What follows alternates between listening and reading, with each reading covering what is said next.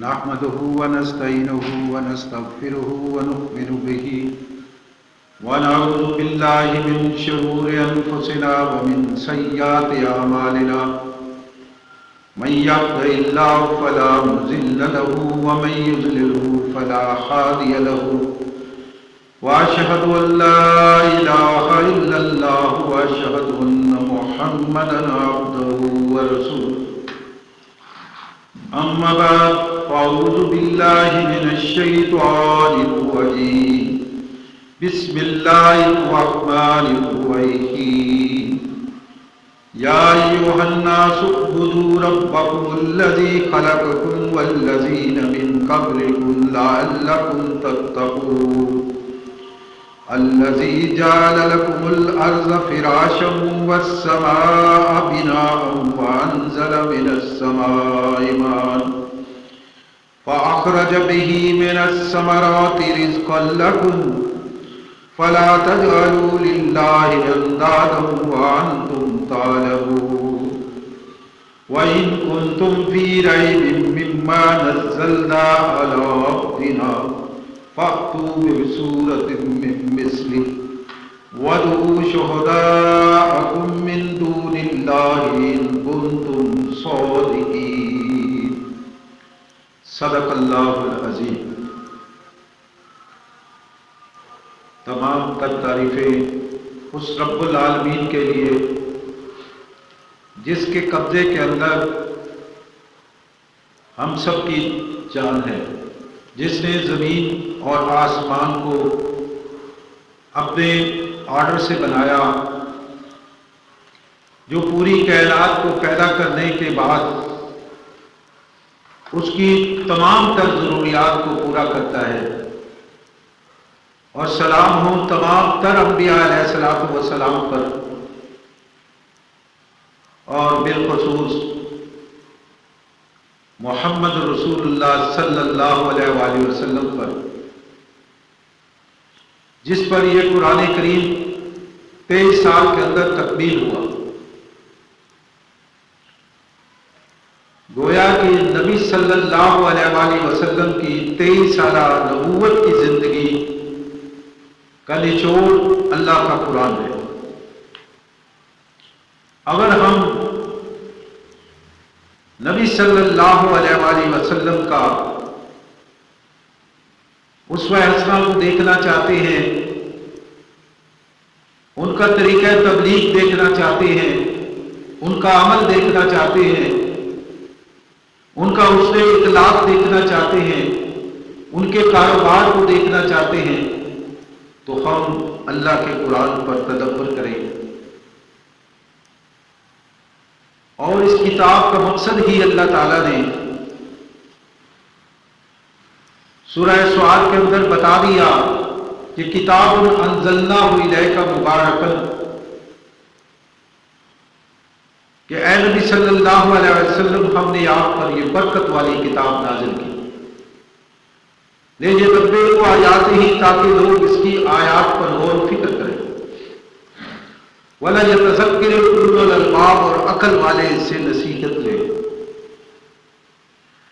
تو اللہ تعالیٰ نے اس انسانیت کو اولو الالباب سے خطاب دیا، اس مخلوق کو، انسانوں کو اولو الالباب، عقل والی مخلوق، اسے شعور دیا، حق اور باطل کی پہچان دی، اور پھر اس کے سامنے حق کو بھی واضح کر دیا اور باطل کو بھی واضح کر دیا، اور پھر اسے بتایا کہ تو نے حق کو اپنانا ہے اور باطل کو چھوڑنا ہے۔ جو شخص اس حق کی پیروی کر کے اپنی زندگی کی تکمیل کر کے اللہ تعالیٰ کے ہاں پہنچے گا، وہ کامیاب ہے، اور جو اس حق کی سے لاپرواہی کرے گا، سستی اور کاہلی کی زندگی گزارتے گزارتے اللہ کے بتائے ہوئے رسولوں کو ترک کر کے زندگی گزار کر چلا گیا، تو پھر اسے ہمیشہ ہمیشہ کی ناکامی۔ اسی لیے اللہ تعالیٰ نے قرآن حکیم میں فرمایا کہ اس دن کی کامیابی ہمیشہ کی کامیابی اور اس دن کی ناکامی ہمیشہ کی ناکامی۔ اگر جو شخص اس دن کامیاب ہو گیا وہ خوشیوں سے چہچہائے گا، اور جو شخص ناکام ہو گیا وہ پریشان ٹھہرے گا، ہر طرف اسے مصیبتیں ہی مصیبتیں نظر آئیں گی۔ تو ہم جب اللہ کے قرآن کا مطالعہ کرتے ہیں تو ہمیں پتہ چلتا ہے مختلف انداز سے اللہ تعالیٰ اس انسانیت کی رہنمائی کے لیے قرآن کریم کے آیات کو بدل بدل کر پیش کرتے ہیں، بار بار تصریف آیات آتی ہے کہ تاکہ اس انسان کو سمجھ آ جائے۔ ایک بات اس کے ذہن میں نہیں ٹک رہی تو اللہ تعالیٰ دوسرے انداز میں اسے سمجھانے کی کوشش کرتے، کبھی اسے جہنم کا ڈراوا بتا کر سمجھاتے ہیں، کبھی جنت کی خوشخبریاں بتا کر اسے اجاگر کرتے ہیں، موٹیویٹ کرتے ہیں کہ تاکہ یہ جنت کی بہاروں کو دیکھ کر، جنت کی نعمتوں کو دیکھ کر اس طرف راغب ہو جائے۔ تو اللہ تعالیٰ نے تمام تر انبیاء علیہ السلام کو اسی مقصد کے لیے بھیجا، انہیں نذیر اور بشیر بنا کر بھیجا کہ وہ لوگوں کو ڈرائیں اور خوشخبری دیں، برے انجام سے ڈرائیں اور اچھے انجام کی خوشخبری دیں۔ تو اب کسی نبی نے نہیں آتا، ہمارے پیارے رسول صلی اللہ علیہ وسلم آخری رسول ہے، اور یہ کتاب قرآن حکیم بھی آخری کتاب ہے۔ اب نہ کسی کتاب میں نازل ہونا ہے اور نہ کوئی نبی اور آئے۔ اب ہماری اس امت کی ڈیوٹی ہے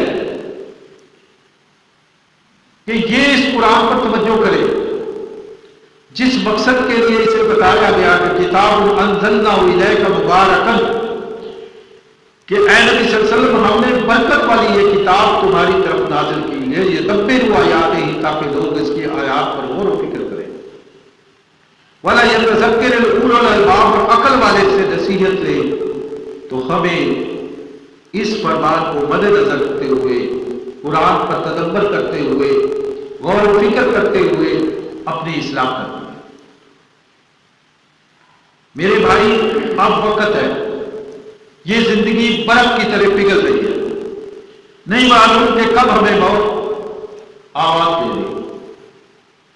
یہ زندگی دھوکہ ہے، موت حقیقت ہے، یہ کب دھوکہ دے کر ہمیں چھوڑ دے، لیکن موت تو حل ہے۔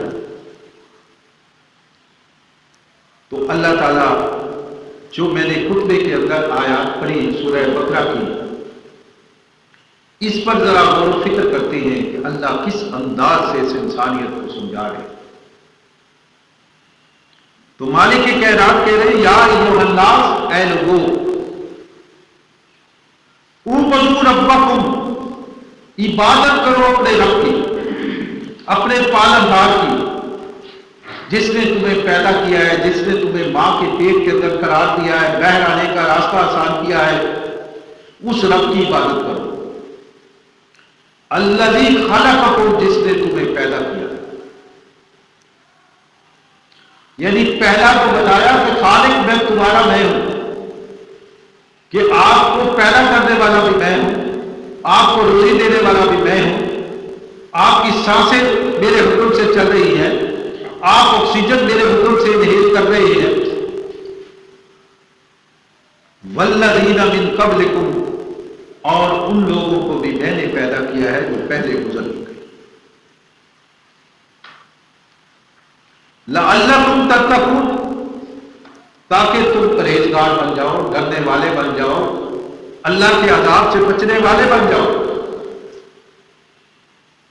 اب یہ دیکھیں، اگر ہم اس آیت پر غور کریں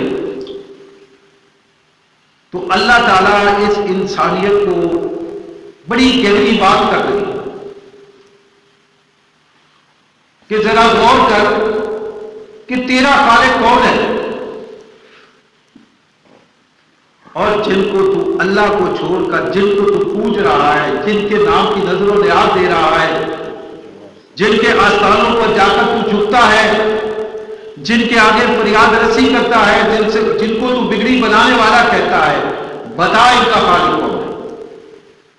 ان کو بھی تو ہم پیدا کرنے والے ہیں۔ آدم علیہ السلام سے لے کر قیامت تک آنے والی ہر مخلوق کا پیدا کرنے والا اللہ ہے۔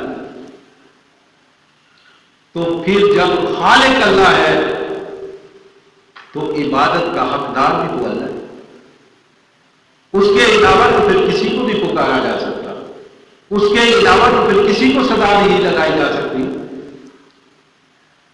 تو آخر پھر اللہ کے علاوہ صدائی کیوں؟ غیر اللہ کی پکار کیوں؟ غیر اللہ کی نظر و نیاز کیوں؟ غیر اللہ کے سجدے کیوں؟ چوکٹوں پر جھکنا کیوں؟ درگاہوں پر غلاف کیوں؟ اگر بیت اللہ پر غلاف چڑھتا ہے تو دیکھیں ان کے مقابلے کے اندر ہر مزار پر غلاف چڑھایا جاتا ہے۔ اگر اللہ کو پکارا جاتا ہے تو اس کے مقابلے کے اندر غیر اللہ کی پکار بھی اسی طرح دھوم دھام سے کی جاتی ہے۔ دعا کیا ہے؟ الدعاء مغز العبادت، کہ یہ دعا عبادت کا مغز ہے، نچوڑ ہے۔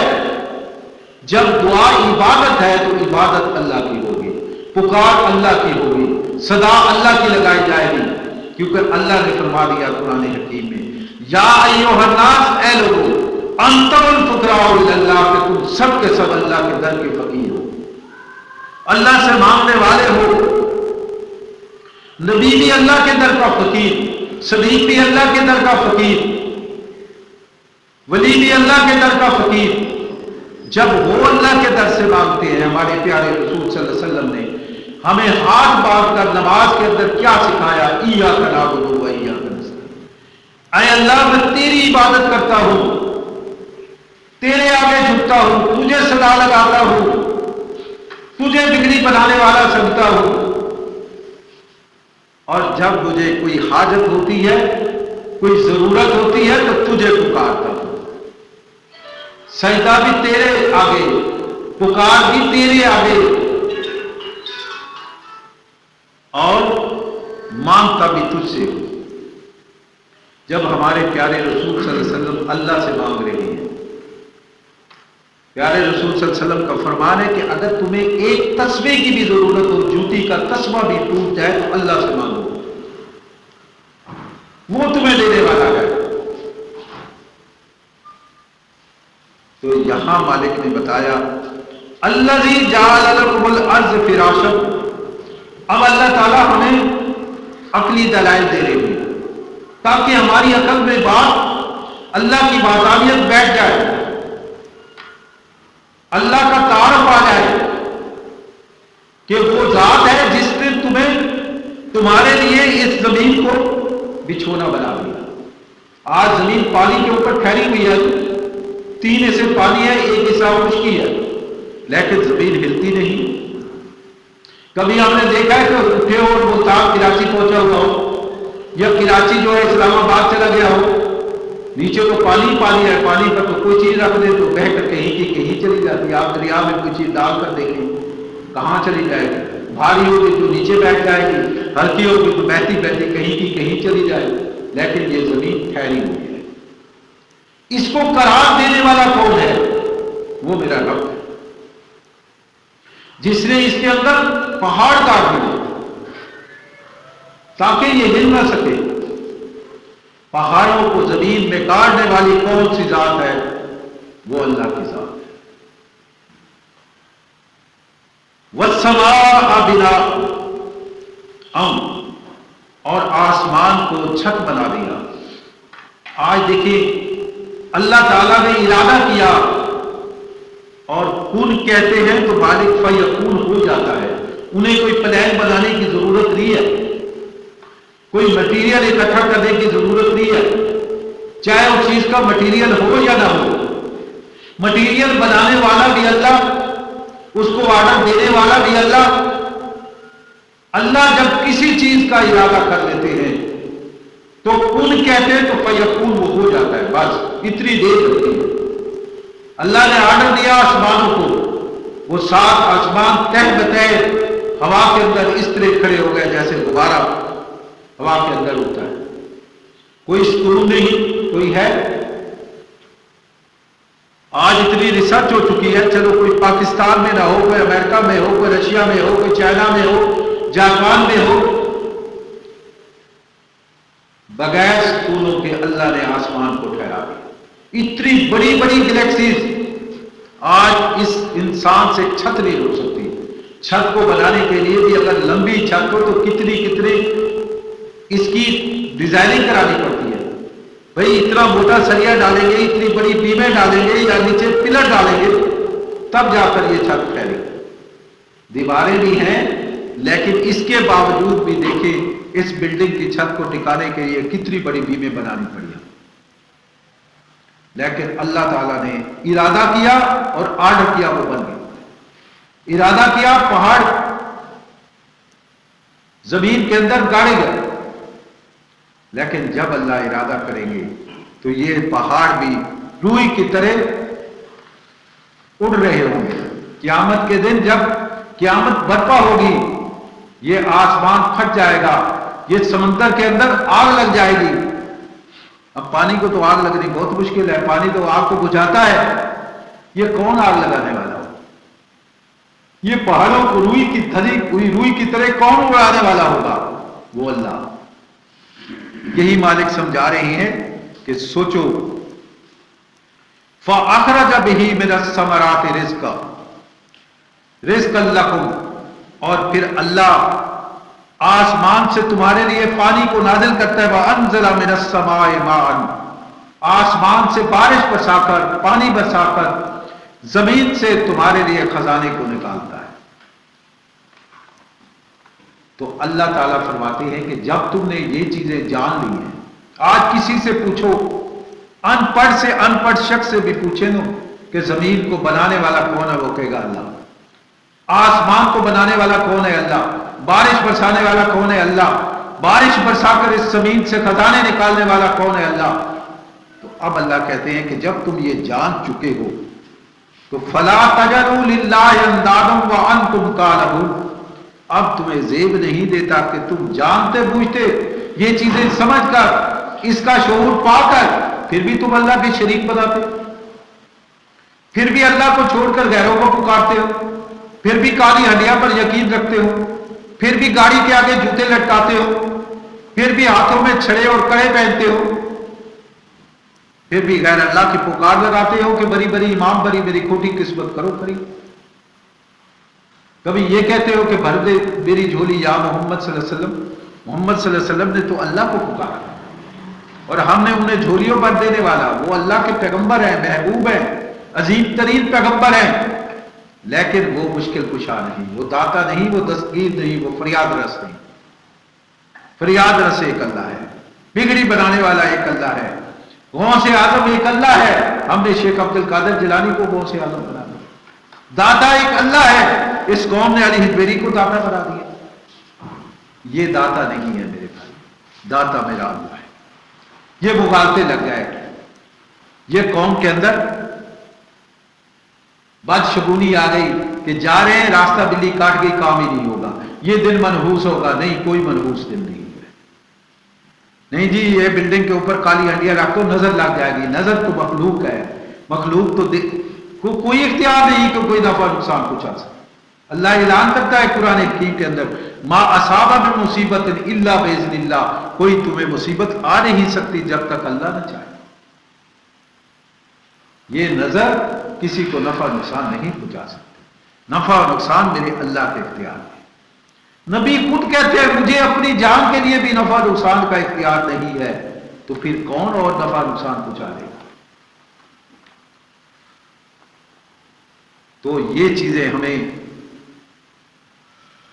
غور کرنا ہے۔ جب ہم اللہ کا قرآن پڑھیں گے تو ہمیں سمجھ آئے گا۔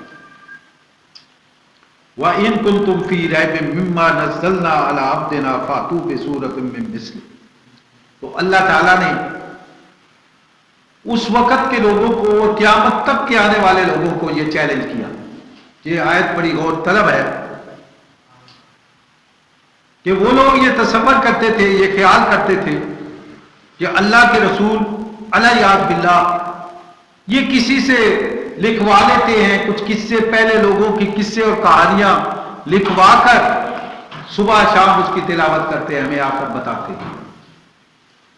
تو اللہ تعالیٰ نے اس کا جواب دیا کہ اگر تمہیں اس کتاب کے اندر شک ہے کہ جو ہم نے اپنے بندے پر نازل کی، تو فاتو بسورۃ من مثلی، تو اس جیسی کوئی ایک صورت بنا کر دکھا۔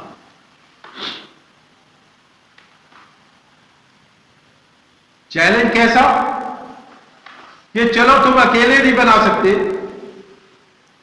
تو تمہیں اجازت ہے کہ دنیا بھر کے لوگوں کو اکٹھا کرو، ادیبوں کو اکٹھا کرو، فلاسفروں کو اکٹھا کرو، سب کو اکٹھا کر لو۔ وَادْعُوا شُهَدَاءَكُم مِّن دُونِ اللَّهِ، اللہ کے علاوہ جن جن کو چاہتے ہو اکٹھا کرو۔ ان کنتم صادقین، اگر سچے ہو تو دلیل لاؤ، اگر تم سچے ہو تو اس جیسی آیت بنا کر دکھا دو سب کو اکٹھا کر کے۔ تو اللہ کا یہ چیلنج کوئی پورا نہیں کر سکتا۔ آج تک اس قرآن جیسی کوئی ایک آیت بھی نہیں بنا سکتا۔ اور پھر اس قرآن کے متعلق اللہ تعالیٰ نے خود اس کی حفاظت کا ذمہ لے لیا، گارنٹی دے دی۔ یہ کہ پہلی الہامی کتابیں بدلی گئی ہیں، تبدیل ہوئی ہے، اس کے اندر ملاوٹ ہوئی ہے، لیکن اللہ تعالیٰ نے قرآن حکیم کی، کیونکہ اب کسی پیغمبر نے آنا نہیں ہے، وہ ان کتابوں کی تصدیق اس قرآن نے کر دی، ان کی حقانیت اس قرآن نے پیش کر دی، ان کی درستگی اس قرآن نے کر دی۔ اب اس قرآن کے بعد تو کوئی کتاب نہیں آنی، اس لیے اللہ نے خود حفاظت اٹھا لی کہ اب اس کتاب کو کوئی بدل نہیں سکتا۔ تو اب ہمیں چاہیے کہ اس پر غور و فکر کر کے ہم اس پر محنت کریں۔ جب اس کتاب جیسی کوئی کتاب نہیں بنا سکتا، اس آیت جیسی کوئی آیت نہیں بنا سکتا، اس سورت جیسی کوئی سورت نہیں بنا سکتا، تو آرڈر بھی تو پھر اسی کا چلے گا۔ تو اللہ تعالیٰ اپنے پیغمبر کو جب حکم دے رہے ہیں کہ تم بھی اس چیز کی اتباع کرو جو ہم آپ کی طرف وحی کرتے ہیں، سورہ یونس کے اندر، وَاتَّبِعْ مَا یُوحَىٰ إِلَيْكَ وَاصْبِرْ، آپ اس چیز کی اتباع کریں جو آپ کی طرف وحی کی جاتی ہے، جبریل امین کے ذریعے تمہارے پاس جو پیغام آتا ہے آپ اس کی اتباع کریں۔ تو ہمیں بھی اسی کی اتباع کا حکم ہے۔ پیارے رسول صلی اللہ علیہ وآلہ وسلم نے اس دنیا سے رخصت ہوتے ہوئے یہ چیز بتائی کہ ترکت فیکم امرین، کتاب اللہ و سنت رسولہ، میں آپ کے درمیان اللہ کی کتاب اور بے اپنا طریقہ چھوڑ کر جا رہا ہوں۔ سنت کہتے ہیں طریقے کو، عمل کو، جو پیارے رسول صلی اللہ علیہ وسلم کا عمل ہے وہ ہمارے لیے سنت ہے۔ ہم نے قرآن کو اس طرح سمجھنا ہے جیسے اللہ کے رسول نے سمجھا، نماز اس طرح پڑھنی ہے جیسے اللہ کے رسول نے پڑھی، روزہ اس طرح رکھنا ہے جیسے اللہ کے رسول نے رکھا، زکوٰۃ اس طرح دینی ہے جیسے اللہ کے رسول نے دی۔ وہی نظام چلے گا، وہی یعنی اللہ کے رسول نے بتا دیا، جیسے بتا دیا ویسے کرنا ہے، جیسے مسکینوں کے ساتھ سلوک کرنا ہے وہ کرنا ہے۔ تو اللہ تعالیٰ نے اس قرآن حکیم کے اندر پیارے رسول صلی اللہ علیہ وسلم کی زندگی کے طریقے بتا دیے، تو ہمیں گویا پھر حکم بھی دیا اطیعوا اللہ و اطیعوا الرسول، کہ اطاعت کرو اللہ کی اور اللہ کے رسول کی۔ یہ دو چیزیں ہیں، اس کے اندر ہم کریں گے تو پیارے رسول صلی اللہ علیہ وسلم نے فرمایا کہ میں آپ کے درمیان کیا ہے، دو چیزیں چھوڑ کر جا رہا ہوں، جب تک تم اس کو مضبوطی سے پکڑے رکھو گے لن تضلوا، کبھی گمراہ نہیں ہو۔ تو میرے بھائی، ہم نے اس پر کوشش کرنی، غور و فکر کرنا ہے، اور غور و فکر کب ہوگا؟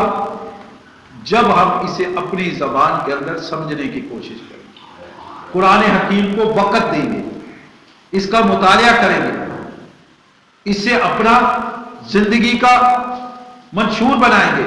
اب کیا ہے، اگر ہم ذرا اپنے گریبانوں میں جھانکیں کہ قرآن حکیم کے ساتھ کیا ظلم ہو گیا. یہ لاکھوں میں لپیٹا ہوا ہم نے گھر میں رکھ لیا.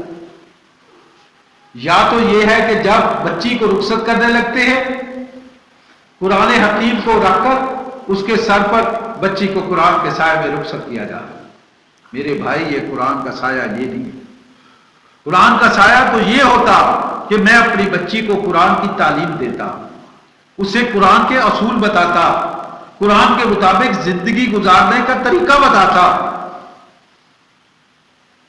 کہ تو نے قرآن کے مطابق بیوی کیسے بننا ہے, تو نے اچھی خاتون کیسے بننا ہے, تو نے انصاف کیسے کرنا ہے, تو نے اپنے خاوند کی عزت کیسے کرنی ہے, یہ سب کچھ بتا. وہ میں پڑھاؤں گا اور اینڈ پر میں اس کو سر پر رکھ کر رخصت کر دوں.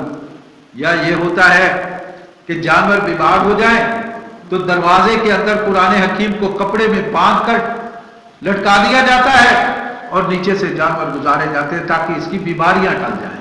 میرے بھائی اس بیماری ٹالنے کے لیے یہ اللہ کا قرآن نہیں ہے. یہ دل کی بیماریوں کے لیے شفا ہے.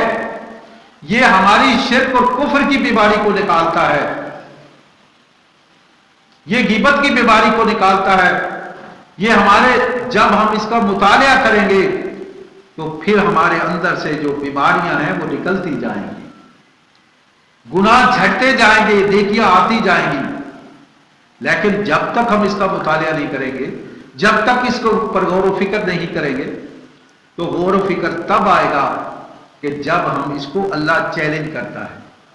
آج شبی یہ قسمت کہ ہمیں اس معاشرے کے اندر یہ سمجھایا گیا کہ اگر تم اللہ کا قرآن پڑھ لو گے تو گمراہ ہو جاؤ گے, تمہیں سمجھ نہیں آئے گی, یہ تو 18 علوم کے بغیر سمجھ نہیں آتی. تو اللہ تعالیٰ کیا فرماتے ہیں؟ اس کا بھی جواب اللہ نے قرآن میں سورہ قمر میں دے دیا کہ وَلَقَدْ يَسَّرْنَا الْقُرْآنَ لِلذِّكْرِ, اور تحقیق کہ ہم نے قرآن کو آسان کر دیا ہے نصیحت کے لیے, سمجھنے کے لیے, ہدایت کے لیے, راستہ تلاش کرنے کے لیے. فَهَلْ مِن مُدَّكِرٍ, کوئی ہے اس نصیحت کو لینے والا, کوئی ہے اس پر غور کرنے والا؟ اللہ نے تو بتایا کہ آؤ اس کی طرف, ہم نے اسے آسان کیا ہے. اور ہم کہیں یہ مشکل ہے, یہ ہمیں گمراہ کر دے گا الیاذ باللہ, تو پھر اللہ کی بات کا مقابلہ کریں گے. سورہ قمر کے اندر اللہ نے 4 بار اس بات کو ریپیٹ کیا تاکہ انسان کے ذہن میں یہ بات ٹک جائے, اسے پتہ چل جائے کہ اللہ کیا کہنا چاہتا ہے, اللہ ہمیں کیا سمجھانا چاہتا ہے. تو میرے بھائی جب تک ہم اس کو اپنی زبان میں نہیں سمجھیں گے تو پھر پتہ نہیں چلے. تو کوشش کرو میرے بھائی, جو ٹائم گزر گیا سو گزر گیا. آج سے یہ تہیہ کرو کہ ہم قرآن حکیم کو جتنا بھی پڑھیں گے ترجمے سے پڑھیں. ہم موبائل میں ڈاؤن لوڈ کر سکتے ہیں, اسلام 1 ڈاؤن کر سکتے ہیں, اسلام 360 ہے, مختلف قسم کے تراجم ہمارے پاس. ہم ویڈیو تو دیکھتے رہتے ہیں, موبائل کو اور ٹائم کرتے ہیں, یہ میڈیا ہے, اسے اچھے طریقے سے بھی استعمال کر سکتے ہیں. نہیں ہے تو قرآن کریم گھر میں ہم نماز پڑھتے ہیں, 5 منٹ کے لیے ہم قرآن کریم کو کھولیں, ترجمے سے دیکھیں. کبھی ہم 10-15 منٹ اس قرآن کریم پر توجہ سے اس کی زبان کو سیکھنے کی کوشش کریں. یہ عربی میں ہے, ہم عجمی ہیں, ہمارے پاس کوئی ایک دوست لیٹر بھیج دیتا ہے انگلش میں ہے, یہ ہائی کورٹ کا کوئی یا سپریم کورٹ کا کوئی فیصلہ آ جاتا ہے, ہم پیسے دے کر جا کر وکیل سے اس فیصلے کو پڑھوانے جاتے ہیں کہ بھائی بتاؤ تو صحیح ہمارے حق میں ہے یا ناحق میں ہے, اس میں مجھے فائدہ ہوگا یا نقصان ہوگا.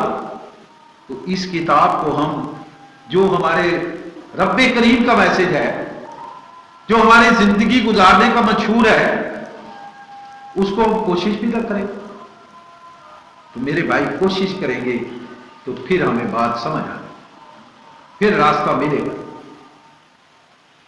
پھر ہمارے دل میں خوف پیدا ہوگا.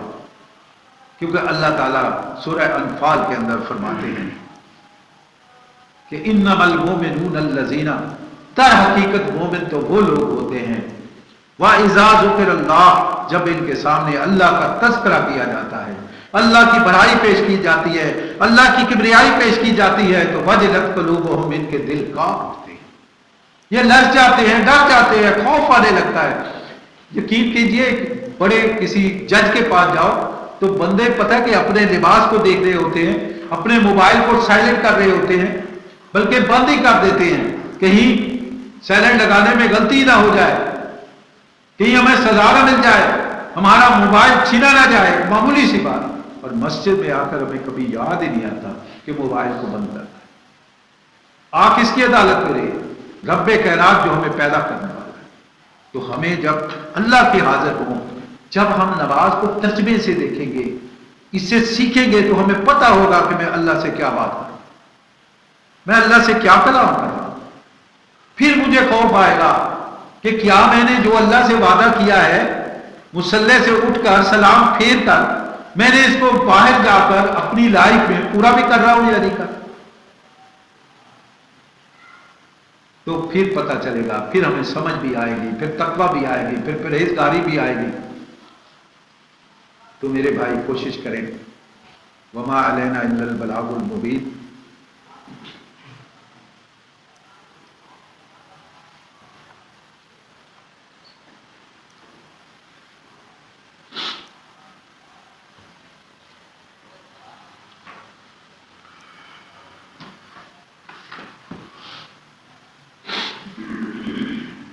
اعوذ باللہ من الشیطان الرجیم، بسم اللہ الرحمن الرحیم۔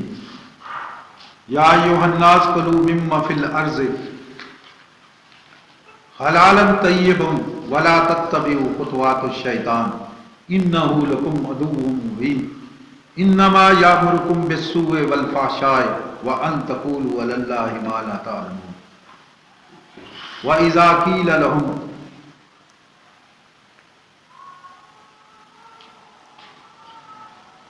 اتبعوا ما انزل اللہ قالوا بل نتبع ما الفینا علیہ آباءنا اولو کان آباؤہم لا یعقلون شیئا ولا یہتدون۔ یہ میرے بھائی میں نے سورہ بقرہ کی آیات آپ کے سامنے تلاوت کی ہیں۔ اس کے اندر بھی اللہ تعالیٰ نے وہی انسانیت کو خطاب کر کے پھر طریقہ کار بتایا۔ جہاں بھی اللہ تعالیٰ چاہتے ہیں قرآن کریم کو کھولیں تو آپ کو پتہ چلے گا کہ رب کائنات ہمیں کیا سمجھانا چاہتا ہے۔ ہم کبھی ایک بار تو قرآن کریم کا مکمل ترجمہ پڑھ لیں تو ہمیں پتہ چلے کہ کیا کیا احکامات ہمیں بتائے گئے۔ تو یہاں اللہ تعالیٰ فرما رہے ہیں، اے انسانوں، کلوا مما فی الارض حلالا طیبا، کہ کھاؤ زمین کے اندر جو چیز ہم نے حلال اور پاکیزہ پیدا کی ہے، یعنی حلال بھی ہو اور طیب بھی ہو۔ تو طیب کہنے کا مقصد کیا تھا کہ ہے تو حلال چیز، کسی وجہ سے اس کے ساتھ کوئی معاملہ ہو گیا ہے، وہ طیب نہیں رہی، تو وہ حلال چیز بھی آپ کو کھانا منع ہو جائے گا۔ اب چینی حلال ہے، لیکن اسی کے اندر کوئی حرام چیز شامل ہو جائے تو وہ منع ہو جائے گا۔ کوئی چیز باسی ہو گئی ہے، پوائزن ہو گئی ہے، وہ اپنی مضر صحت ہو گئی ہے، تو اللہ تعالیٰ ہمیں بتا رہے ہیں وہ نہیں کھانا۔ تو اسی طرح حلال بھی ہونی چاہیے، اگر کسی چیز پر حرمت لگ جائے تو پھر بھی نہیں کھانی، اگر حرمت نہیں لگتی اور طیب بھی نہیں رہتی تو پھر بھی نہیں کھانی۔ ولا تتبعوا خطوات الشیطان، اور آپ نے شیطان کے نقش قدم پر نہیں چلنا۔ انہ لکم عدو مبین، کیونکہ یہ تمہارا کھلا دشمن ہے۔ شیطان انسان کا کھلا دشمن ہے۔ انما یامرکم بالسوء والفحشاء، کیونکہ یہ تو تمہیں حکم دے گا برائی کا اور بے حیائی کا۔ وَأَن تَقُولُوا عَلَى اللَّهِ مَا لَا تَعْلَمُونَ، اور تم سے وہ کہلوائے گا جو تم جانتے بھی نہیں۔ ایک انسان اگر شیطان کے راستے پر چلتا ہے، اب یہ دیکھیں جتنی بھی بے حیائی کی باتیں ہیں، عریانی اور فحاشی ہے، ہر قسم کی بات، تو اس سے اللہ تعالیٰ نے منع کر دیا، انسان کی رہنمائی کی کہ تم نے تقوی کی زندگی اختیار کر دی ہے۔ اگر ہم اللہ کے بتائے ہوئے طریقے کے مطابق زندگی نہیں کریں گے، گزاریں گے، میں گانے سن رہا ہوں تو میں بے حیائی کا کام کر رہا ہوں، میں اگر جھوٹ بول رہا ہوں تو یہ شیطان کا راستہ ہے، رحمان کا راستہ ہے سچ بولنا۔ اللہ حکم دے رہا ہے وَقُولُوا لِلنَّاسِ حُسْنًا، جب تم بات کرو تو اچھے طریقے سے کرو، اور میں اچھے طریقے سے نہیں کر رہا، گالی گلوچ نکال رہا ہوں، تو یہ شیطان کا راستہ۔ اللہ تعالیٰ حکم دیتے یا ایھا الذین آمنوا، اے ایمان والو، اتقوا، اللہ کی نافرمانی سے بچو، وقولوا قولا سدیدا، جب بات کرو تو حق والی کرو، سچی بات کرو۔ اگر میں سچی بات نہیں کر رہا،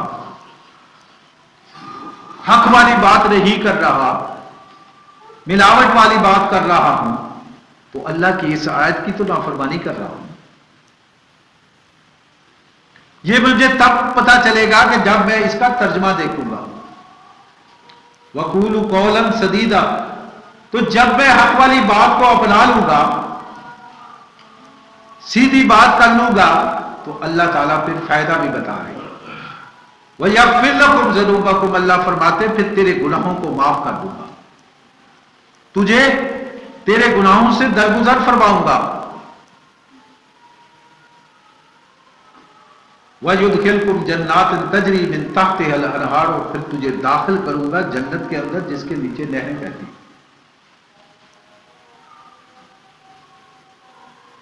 تو میرے بھائی، جب انسان کو جنت مل جائے تو اس سے بڑی کیا کامیابی۔ تو اللہ نے آگے بتایا وَمَن يُطِعِ اللَّهَ وَرَسُولَهُ، جس نے اطاعت کی اللہ کی اور اللہ کے رسول کی، فَقَدْ فَازَ فَوْزًا عَظِيمًا، یہ ہے بڑی کامیابی۔ تو اللہ تعالیٰ نے اصول اور قواعد ہمیں بتا دی، جہاں بھی ہم دیکھتے ہیں ہمیں اللہ تعالیٰ تقوی کی طرف لانا، جہاں ایمان والوں کو بھئی تم نے اللہ کا تعارف کر لیا، توحید کو اپنا لیا، تو اب ایسے نہیں ہے کہ ہم من مانی زندگی گزارتے رہیں۔ اللہ کہتے ہیں یا ایھا الذین آمنوا، اے ایمان والو، هل ادلکم علی تجارت تنجیکم من عذاب علیم، میں تمہیں ایسی تجارت کے متعلق نہ بتاؤں جو تمہیں دردناک عذاب سے نجات دے دے؟ وہ کیا تجارت ہے؟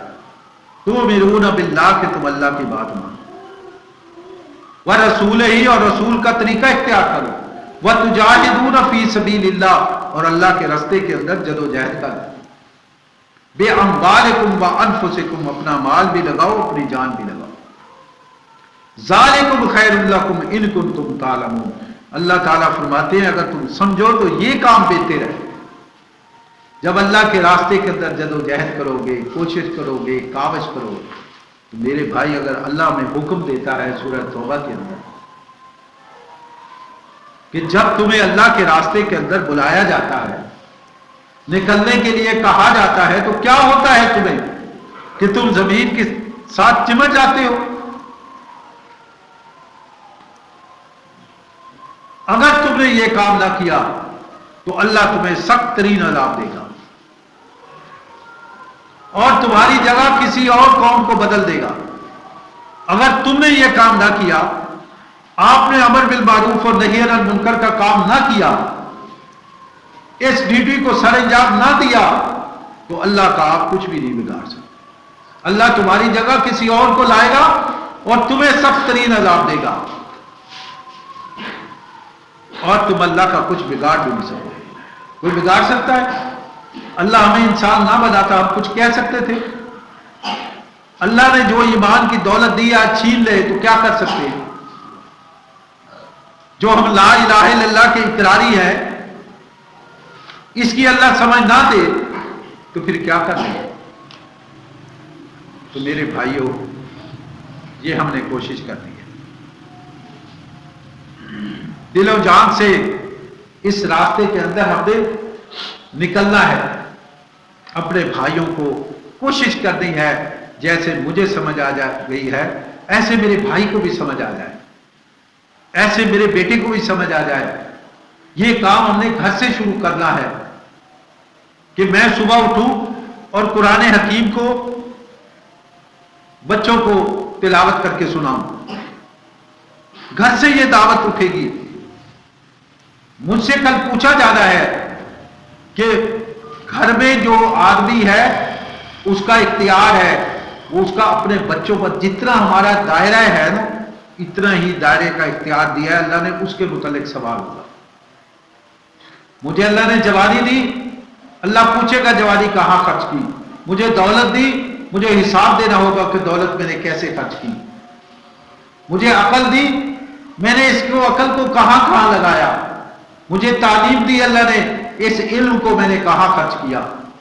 ہر معاملے کے اندر یہ پوچھ ہونی ہے۔ اگر ہم نے اپنا علم، ہر نعمت کو اللہ کہتے ہیں تو جو کچھ میں تمہیں رزق دیتا ہوں، رزق بطور نعمت ہے، اس کو اس میں سے خرچ کرو۔ مجھے اللہ نے تھوڑی دولت دی ہے تو تھوڑی میں سے خرچ کرو۔ یہ نہیں ہے کہ میں کروڑوں پتی نہ بنوں، اربوں پتی نہ بنوں تو خرچ ہی نہ کروں، اللہ کے راستے میں کچھ دوں بھی نہ۔ نہیں، اگر میرے پاس 100 روپیہ ہے، میں 100 میں سے 1 روپیہ بھی خرچ کرتا ہوں، اور ایک شخص کروڑ روپے میں سے 10 روپے بھی خرچ کر لے، اس کے 10 مجھ سے، میں نے تو 100 میں سے 1 روپیہ خرچ کیا ہے، اس نے کروڑ میں سے 10 کیے ہیں، کتنا فرق ہو جائے گا؟ میرے 1 روپیہ بھی ویلیو میں بڑھ جائے گا۔ اللہ کے نزدیک یہ کوانٹٹی نہیں دیکھی جاتی، اللہ کے نزدیک خلوص دیکھا جاتا ہے، ہماری دلوں کی نیتیں دیکھی جاتی ہیں کہ ہماری نیت کیسے ہے، ہم چاہتے کیا ہے، ہم اللہ کو راضی کرنا چاہتے ہیں یا اپنی خوشنودی دکھانا چاہتے ہیں۔ تو اللہ سے دعا کرتے ہیں کہ اللہ ہمیں اپنی چاہت کے لیے عمل کی توفیق دے، اللہ ہمیں گریہ زاری کی توفیق دے، اللہ ہمارے اخلاق کو درست کر لے۔ وما علینا الا البلاغ المبین۔ ربنا آتنا فی الدنیا حسنۃ وفی الآخرۃ حسنۃ وقنا عذاب النار۔ ربنا لا تزغ قلوبنا بعد إذ هديتنا وهب لنا من لدنك رحمة إنك أنت الوهاب۔ صفحے درست کر لیں۔